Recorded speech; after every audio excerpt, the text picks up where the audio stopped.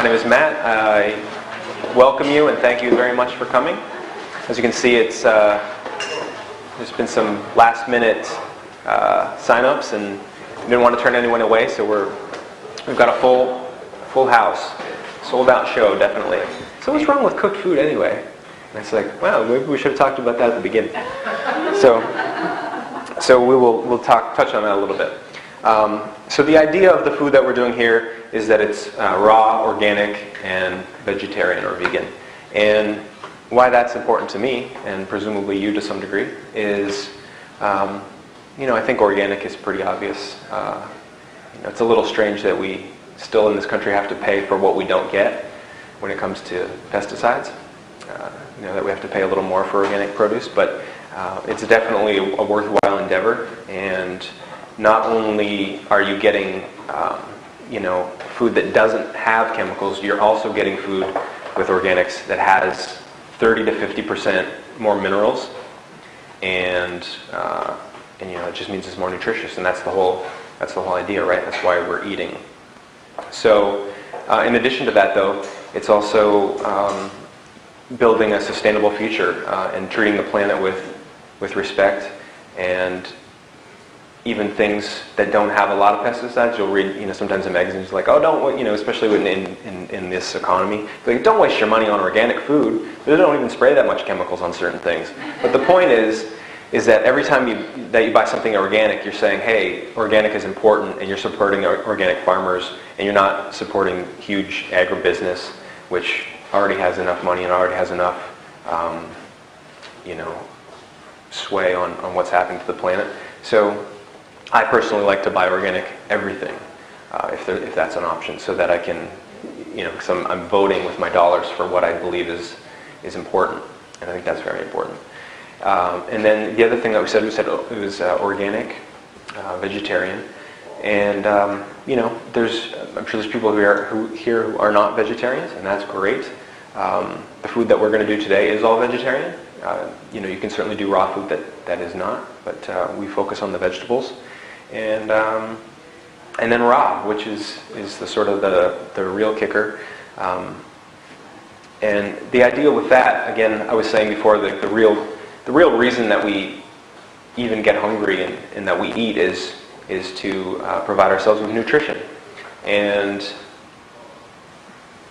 knowing that, the idea is to get as much as you can while you're eating, so that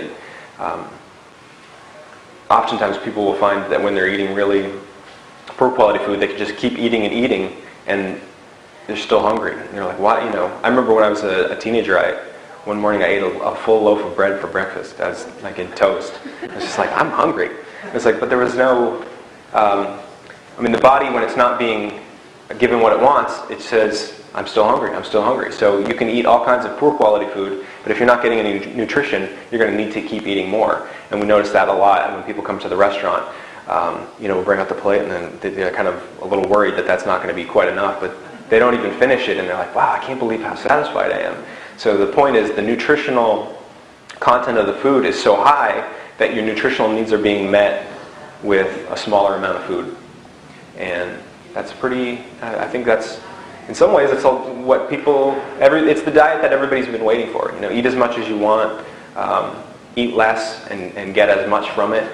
And it's really just your best chance at, if you're going to, I always say, like, raw food is the equivalent of, if you're going to vacuum, it'd be like running the vacuum over the carpet without having it on. You're doing all the work, but you're not getting any of the benefits.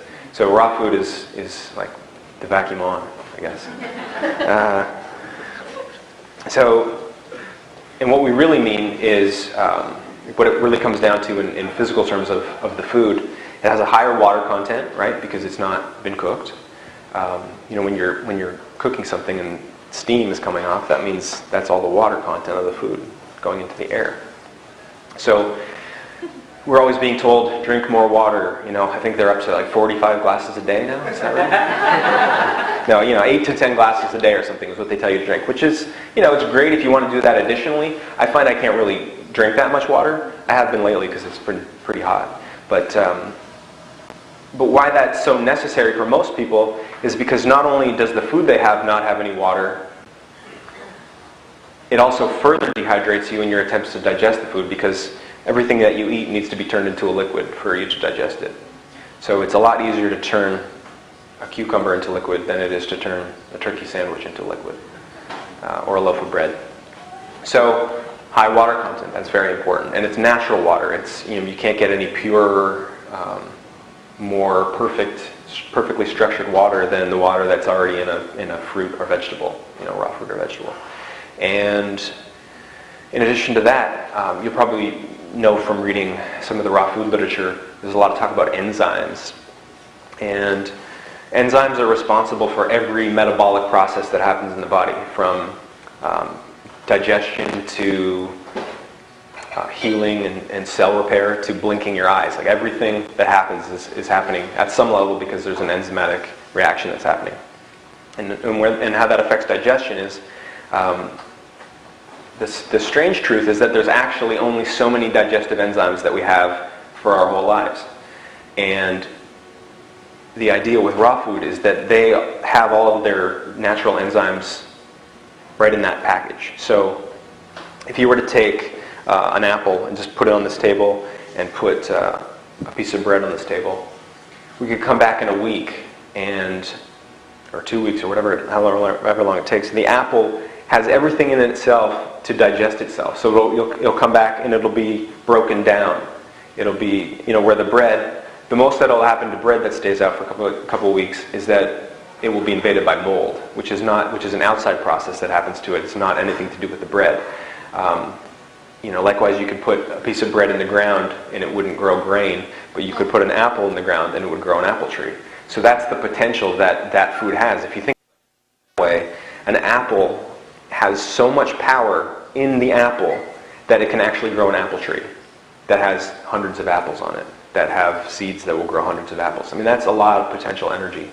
And that's what you get when you eat foods in their natural state.